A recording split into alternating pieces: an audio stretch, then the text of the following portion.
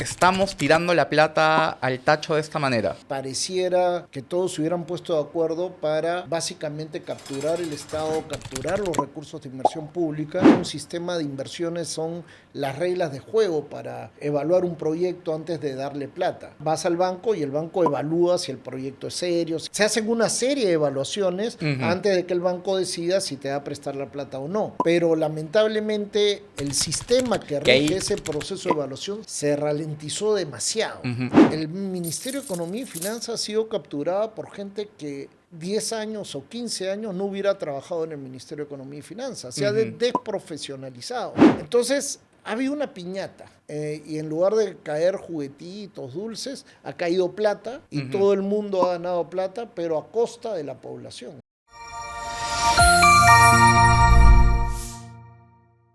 Esta entrevista nace primeros días del 2026, estaba leyendo El Comercio, me encuentro un artículo tuyo y lo leí con bastante poco placer, porque dabas unas cifras realmente demoledoras y desoladoras de el desperdicio de recursos que está viviendo el Perú en los últimos años con cómo se gestiona la inversión pública y la cantidad de proyectos en los que estamos invirtiendo y que no se terminan, que no cierran ninguna brecha, que están paralizados. Entonces, hablemos de eso. ¿Por qué estamos tirando la plata al tacho de esta manera? Creo que se han dado, en el caso de la inversión pública, la tormenta perfecta. La tormenta perfecta en el sentido de que hay varias condiciones que en otras circunstancias hubieran sido muy difíciles de que coincidan y pareciera en los últimos 7, 8, 9 años, hasta 10 años, que todos se hubieran puesto de acuerdo para básicamente capturar el Estado, capturar los recursos de inversión pública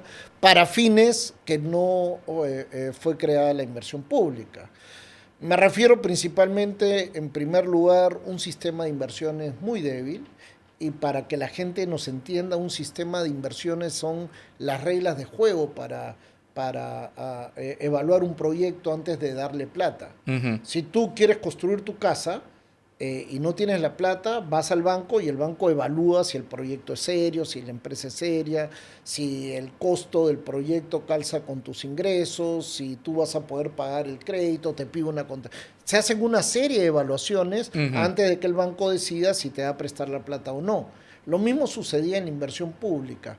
Pero lamentablemente el sistema que rige ese proceso de evaluación se ralentizó demasiado.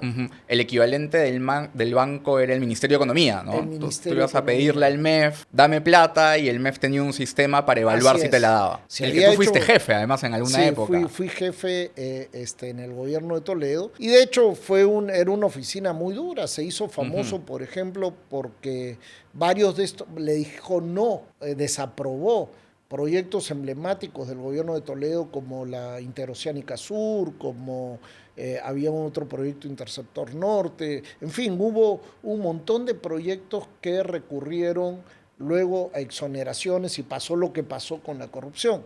Pero había un sistema de inversiones muy rígido, muy técnico, muy fuerte, que evaluaba esas inversiones, así como en el banco. Si tú quieres sacarle la vuelta, tu analista de crédito te dice que no, lo mismo pasaba en ese Ministerio de Economía.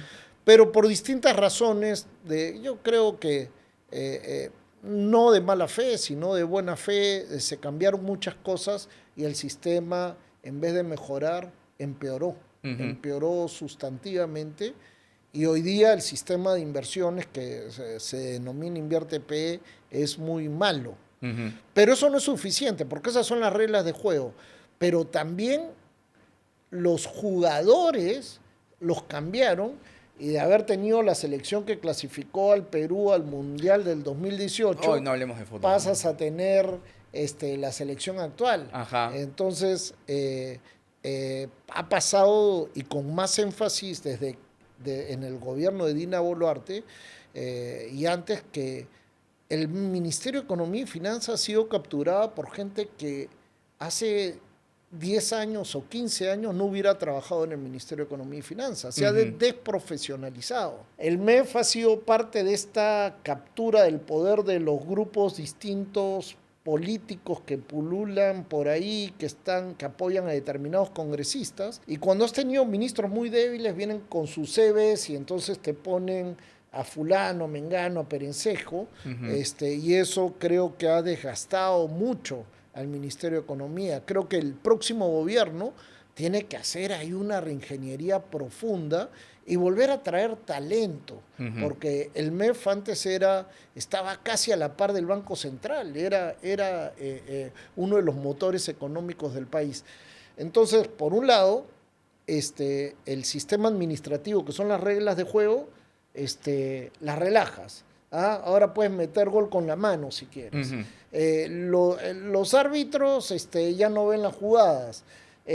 Pero además en medio de una coyuntura política muy, muy complicada, muy sui generis, donde ha habido esta inestabilidad de tantos presidentes en 10 años, 8, ¿no? 8 presidentes en 10 años, lo que tienes es el resultado todo el mundo ha usado los recursos que se han recaudado por el boom de la minería, no para beneficio de la gente, sino para beneficios de pequeños intereses particulares. Tú recordabas, Milton, en aquellas épocas del gobierno de Toledo, el gobierno de García también, que se cuestionaba al SNIP, el maldito SNIP, el maldito SNIP, por megaproyectos, ¿no? Sí. Pero lo que leí en tu columna y en otras que han estado saliendo en los últimos días sobre este tema es que hoy día también tenemos un problema con los proyectos pequeños, ¿no? Claro, han partido, la vía, sí, el tubo de saneamiento, de desagüe, el pequeño pueblo. Sí. Que en todo eso también nos estamos tirando en pequeños proyectos, al final miles de millones de soles. Sí, porque la inversión pública se ha visto, por ejemplo, y cuando tú hablas con algunos gobernadores o alcaldes, ven la inversión pública como una fuente de generación de empleo y de negocios a nivel territorial. Yo escuchaba a un gobernador del sur del país decir que si no fuera porque él hace proyectos bajo la modalidad de administración directa, esta administración directa, ¿qué quiere decir? Quiere decir que en lugar de contratar a una empresa para que me construya el puente, yo mismo, como alcalde, contrato a un ingeniero para que haga los cálculos, a un arquitecto para que lo diseñe, a los pobladores. Eso está pasando. Eso pasa mucho. El porcentaje de proyectos que se ejecutan por administración directa ha subido. El MEF hace un año y medio quiso parar eso y los congresistas dijeron no, evidentemente, porque ahí ganan todos. Entonces es el alcalde quien decide a quién le compra el cemento, a quién le compra las varillas de fierro, a qué gente contrato y a cuánta gente contrato. Por otro lado, también una Contraloría que lamentablemente perdió el rumbo, creció, multiplicó, triplicó su presupuesto, triplicó sus personas, pero para ir después que había acabado el partido a ver las obras. Entonces estamos en un mundo muy, muy complicado donde se han juntado estos elementos de tormenta perfecta y el gran perjudicado es la gente. La gente. Hoy día, al finalizado el 2025, el 2019, cuando se hace el Plan Nacional de Infraestructura para la Competitividad, más allá de que ese plan te pareciera bueno, malo o regular, en ese plan se decía que con 110.000 millones de soles yo iba a cerrar las brechas del país en 5 sectores. Y entonces se puso una cartera de proyectos y si se hacían todos esos proyectos, el Perú iba a estar a la altura de un país de ingresos medios altos a nivel de la OCDE. Bueno, Perú desde entonces hasta ahora ha gastado esa plata, no se ha ejecutado ni el 30% de esa cartera de proyectos, y no hemos cerrado brechas.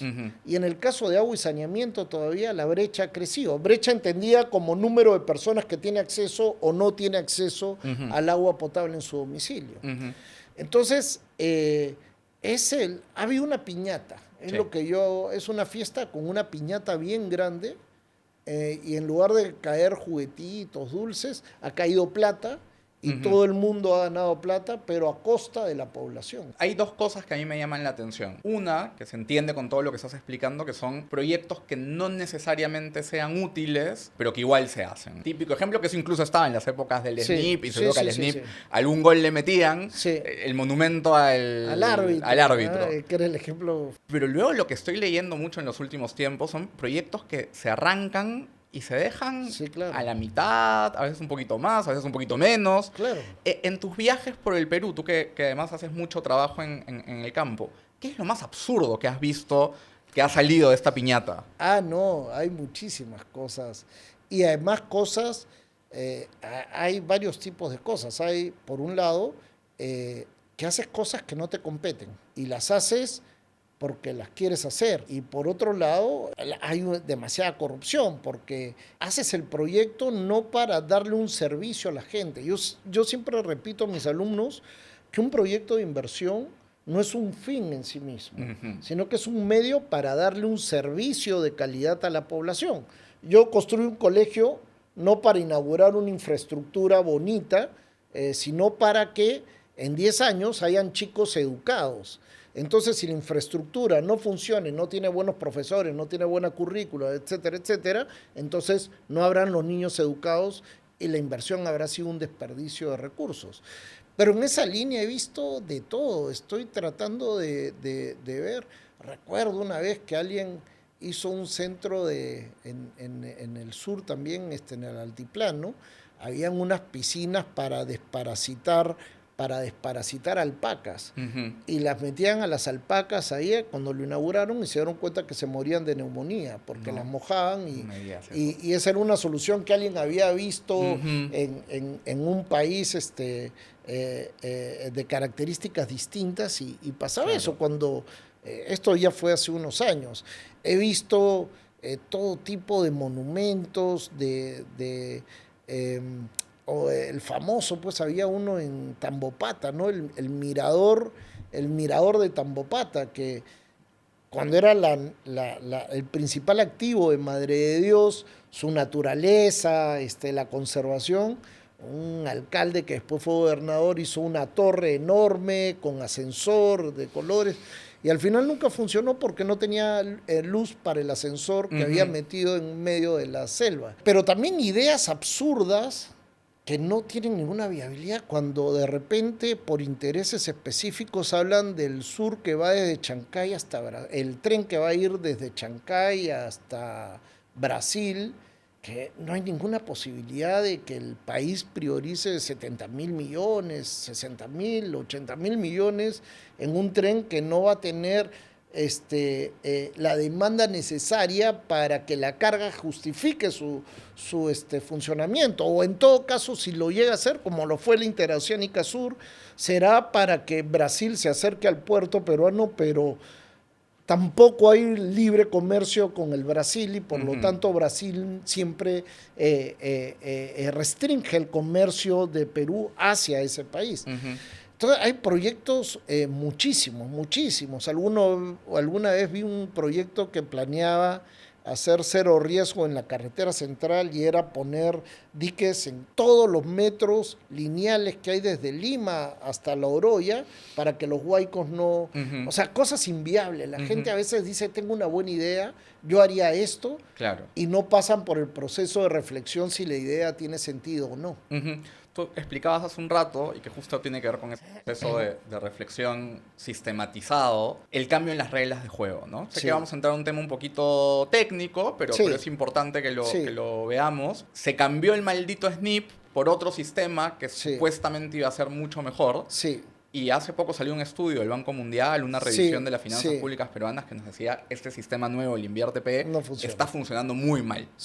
¿Cuál fue el cambio? ¿Cuáles fueron los cambios que generaron que las reglas de juego hoy no sean las que teníamos ayer y que funcionaban con todo mejor ayer que hoy? Además, yo fui una de las personas consultadas para hacer el cambio.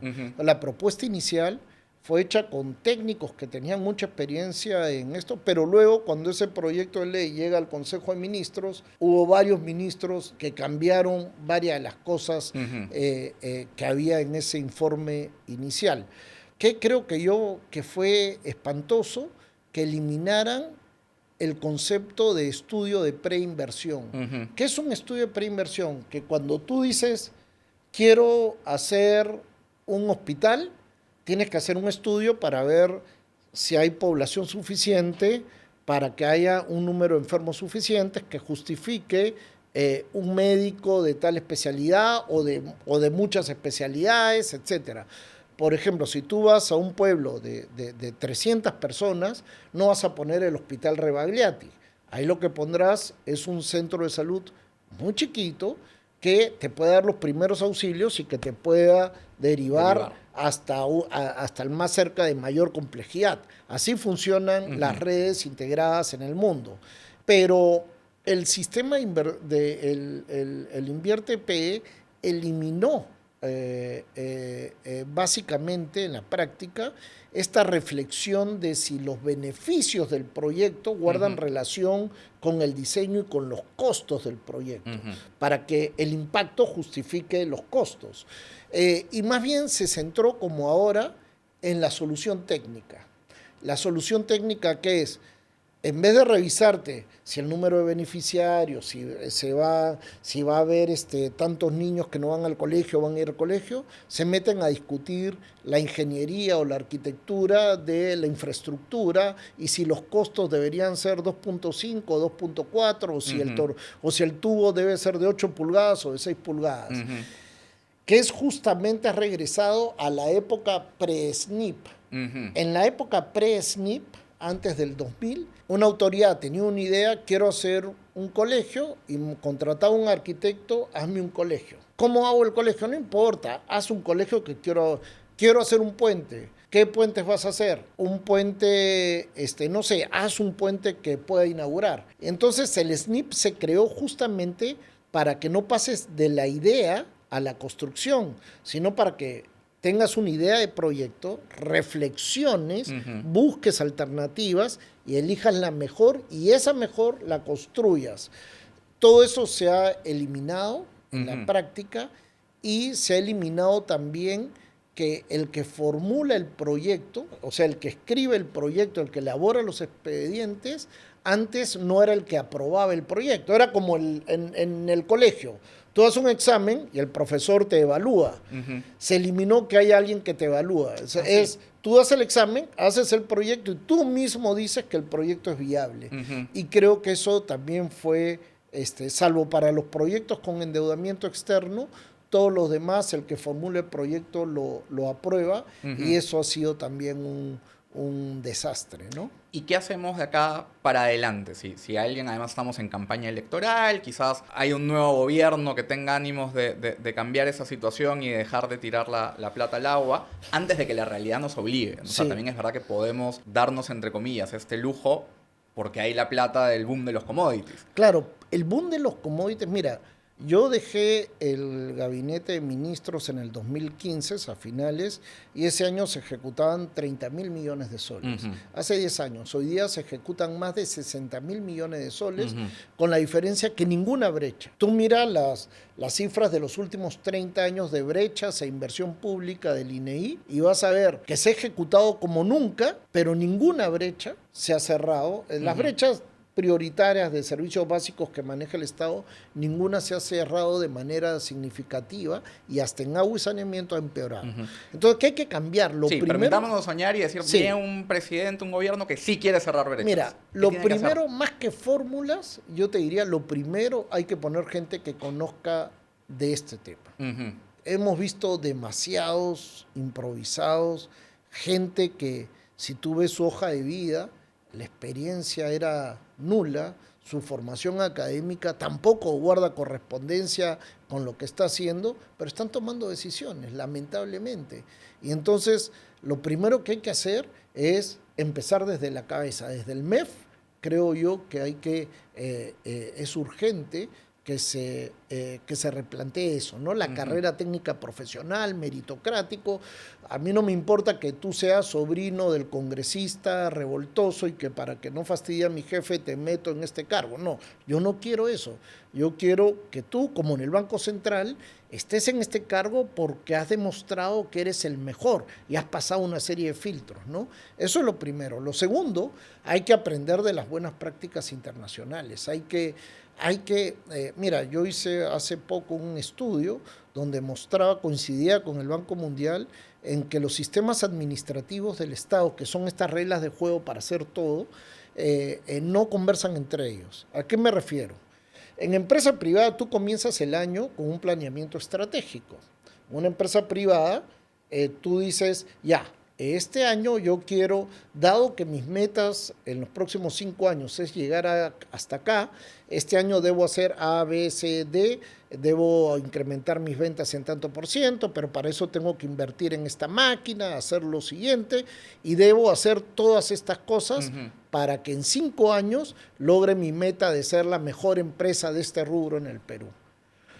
En el Estado también hay un sistema de planeamiento estratégico, donde tú sueñas y dices, quiero que el Perú sea... Mira los objetivos de desarrollo sostenible. Ajá. Se firmaron el 2005, el 2015, para el 2030. Vamos a llegar al 2030 y no vamos a cumplir ninguno. Estamos a 4 años. Claro, y hemos gastado un montón de plata. Entonces, el planeamiento estratégico es un objetivo en sí mismo, es un sistema en sí mismo, pero que no lo vinculas luego al presupuesto, porque en el sector privado, cuando tú haces este plan de este año, tú dices ya, pero para hacerlo necesito tanta plata. Entonces ahí el tesorero te dice, oye, o el CFO te dice, no voy a tener esa plata, voy a tener menos plata. Ok, con eso yo puedo llegar hasta acá. Y haces el presupuesto de este año guarda relación con el planeamiento estratégico. Y una vez que tienes el presupuesto, inviertes en la máquina, pero en función a la plata que tienes en el presupuesto. O sea, ejecutas en función al presupuesto. Aquí en el Perú planificas, identificas unos objetivos, luego haces los proyectos por tu lado en función a quién se le ocurre qué hago. A mí un estadio de fútbol, a mí un palacio municipal, a mí una cancha de patines, a un alcalde del Huaco erótico ese que hizo la entrada de su comunidad. Y que ahora es el logo de su partido político. Y es el logo de su gran logro del personaje, pero nada está articulado, concatenado. Por eso llega fin de año y la única forma en la que se les mide es ¿gastaste toda la plata o no gastaste toda la plata? Pero no se les pregunta si avanzaste en la lucha contra, no sé, pues mejoraste la comprensión lectora, mejoraste distintos indicadores que se derivan de la inversión pública que has hecho en los últimos años. Entonces, tenemos que simplificar el Estado, desburocratizarlo y darle un manejo mucho más ágil como los países más desarrollados. Ahí has mencionado un par de puntos, entre líneas, donde también los periodistas, los comunicadores, somos bastante culpables, ¿no? Esa obsesión con la ejecución, claro, ¿no? Con que, oye, si tienes 100, tienes que gastarte los 100. Claro. Y algo que veo mucho ahora, sobre todo en la prensa en regiones, el castigo a la reversión de presupuestos. Claro. O sea, que además, si no te gastaste los 100, sí, y parte de eso que no te gastaste regresa a Lima, sí, eres lo peor que le pudo haber pasado a la región. Así ¿no? es. ¿Cómo cambiamos el foco a tener esa misma obsesión con las brechas? Bueno, aunque no lo creas, este sistema Invierte PE ponía el foco en eso, en la primera versión. Por eso había una cosa que se llamaba Programación Multianual de Inversiones, que el MEF tenía que aprobarles a las unidades ejecutoras. Oye, a ver, hoy día tú tienes 30% de población que no tiene este servicio, 20% que no tiene lo otro. Entonces, ¿cómo vamos a hacer que cada proyecto que tú vas a ejecutar de acá en los siguientes 3 años disminuya ese 20%? Y a este proyecto de ese 20% va a rebajar 5 puntos. Porque voy a hacer un colegio acá donde estaban los chicos que no tenían acceso a una escuela. Y tú ibas cerrando brechas, vinculando la inversión pública al cierre de estas brechas de acceso. Eso quedó en el papel. Fíjate que yo revisaba la información del Ministerio de Economía de los últimos 10 años. el 70% de los proyectos que se ejecuta un año no estaba incorporado en la programación multianual de inversiones del año pasado. O sea, cuando yo dije que mi visión de futuro era hacer estos 100 proyectos, resulta que el próximo año 70 de los que ejecutan no estaban en esa lista de esa visión de futuro. O sea, no sirve para nada.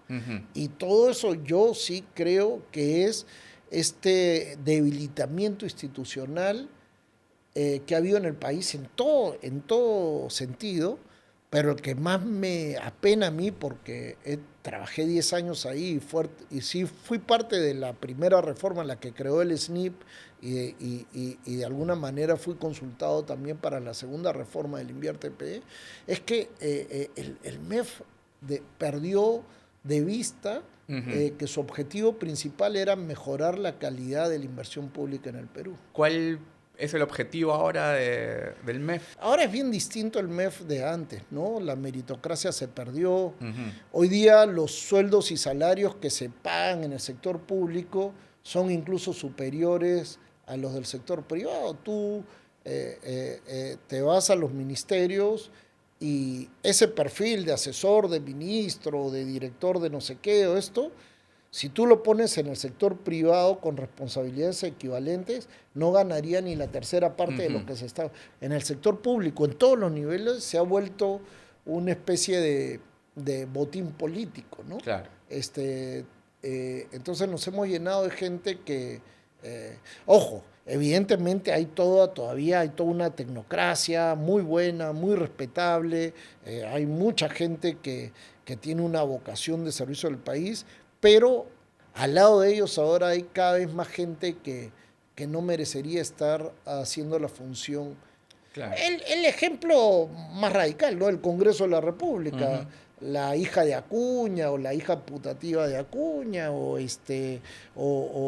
esas señoritas que se dedicaban a oficios diferentes y que de pronto te ganaban un sueldo tremendo porque se volvió una bolsa de favores políticos de determinados personajes, ¿no? Claro. Entonces eso lamentablemente está pasando en el país y es urgente. En esta época de la que estábamos hablando antes, ¿no? Gobiernos de Toledo, García, Humala, ya no sé si con PPK, la renuncia de un ministro, pero incluso también la renuncia de un funcionario de alto perfil. Y me acuerdo tu renuncia al SNIP, creo que fue con Toledo o con Alan, pero por esos años. Sí, fue al principio de Alan. Era noticia, era algo que, oye, renunció claro. el jefe del SNIP, hay que ver qué está pasando. Hoy, como que a nadie le importa. ¿Cómo hacemos que al ciudadano, el que está viendo esto, y también parte del propósito de Cubo es formar mejores ciudadanos, mejores electores, ahora que estamos en elecciones, tenga más interés en estos temas? Mira, es interesante tu pregunta y la respuesta es re compleja. Y ahí recurro a Robinson y Acemoglu, que son dos economistas premios Nobel de Economía, que lo que postularon en su libro, que después les dio el premio Nobel, es que los países con instituciones débiles nunca se van a desarrollar y más bien se van a mantener en la mediocridad. ¿Qué ha pasado en el Perú? Cada vez la institucionalidad global se ha ido deteriorando y la informalidad ha ido creciendo. Si tú miras la superficie de sembrada de hojas de coca, yo hace como un par de años publiqué un artículo que desde la época de Pedro Castillo se eliminó la erradicación forzada. Y hoy día tenemos el doble de superficie sembrada de hojas de coca que lo que había el 2015-2016, el doble. Y a nadie le molesta. La minería ilegal, no le tengo que decir a tus oyentes cuánto se ha incrementado en los últimos años, la tala ilegal, el transporte informal. Hemos sido demasiado tolerantes con la informalidad y los políticos que nos han gobernado en los últimos años no les interesa chocar contra algunos votos potenciales. Ponen por delante el interés particular antes que el interés del país. Por eso lo que hay que hacer es institucionalizar el país. tomarnos en serio la gestión pública. Pero también es cierto que como la informalidad va ganando, la gente siente que no paga impuestos y cada vez más la gente, como no recibe tampoco servicios de calidad del Estado, no le importa lo que hagan los ministerios, qué sé yo. Más bien, a ver si me ligo una chambita y mando mi CV por si acaso, si tengo algún amigo, o me dan alguna obrita para... O sea, recuerda la imagen de la hija o sobrina o cuñada o no sé qué de Pedro Castillo, que o sea, a las semanas de su papá o tío, no sé qué, era presidente, ya se puso su chalequito de funcionaria pública para repartir obritas en Cajamarca a sus amigos que no tenían experiencia para que construyan a ver si se ganan algo de plata.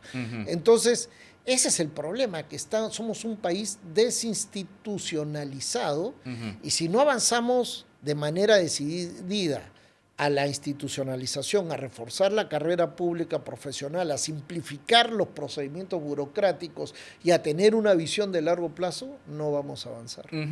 Quiero cerrar con un término que acabas de usar. Cuando se hizo el cambio de Inviértep a SNIP, justamente la idea era simplificar. Sí. Ya vimos, oye, con una simplificación Sí. no tan bien hecha y con malos jugadores, Sí. ¿cómo hacemos para mejorar estas reglas de juego, mejorar también los jugadores sin complejizar? Mira, la receta está escrita hace rato, hay varios modelos, el modelo chileno, el modelo colombiano, son los modelos clásicos de América Latina que Perú en su momento siguió, que a su vez se derivaba de la Escuela de Chicago y funcionaba. En su momento el SNIP era calificado por el Banco Mundial, por el BID, por el Fondo Monetario, por entidades de mucho prestigio fuera como un sistema de gestión de inversiones muy eficientes. Pero hay también el modelo de los 5 casos, que es un modelo inglés que está a la vanguardia en el mundo, pero que requiere funcionarios altamente calificados, porque si vas a jugar o sea, si le vas a dar carros de Fórmula 1 a un chofer de combi, en la primera esquina se voltea. Pones árbitros de la Premier en la Liga 1. Así es, no tiene sentido. Entonces, hay que empezar. Los modelos están. Los organismos internacionales, el Fondo Monetario, perdón, el Banco Mundial, el Banco Interamericano, la CAF, saben perfectamente. Es más, por último, te copias lo que ellos hacen cuando evalúan ellos los proyectos en los que se les pide préstamo. Pero lo principal es saber tener en el timón a la gente que sabe a dónde quiere ir. Me quedo con un rompecabezas en la cabeza, vale la redundancia. Cuando uno cubre, por ejemplo, transiciones de gobierno, siempre se mencionan estos cientos de cuadros que el que entra debe tener capacitados con el perfil que tú dices, que no sobran, ¿no? Claro. Y hoy día tenemos 36 aspirantes, multiplicado por esos cientos de cuadros. ¿Qué se nos viene? Claro. Conozco muchos casos, políticas en busca de tecnócratas para alquilar, y la verdad es que hoy día es cada vez menos atractivo que alguien que tenga un mínimo prestigio profesional vaya a apoyar a uno de los 36 candidatos. Entonces todo el mundo, nadie quiere estar... Entonces los temas que se discuten todos los días son bien absurdos, ¿no? A veces. Y te quedas en la anécdota, en lo intrascendente, y nadie discute los temas de fondo. Bueno, para eso estamos acá en Cubo, para no quedarnos en la anécdota e ir a los temas de fondo. Gracias, Milton, por acompañarnos. Encantadísimo, Gonzalo. Un placer.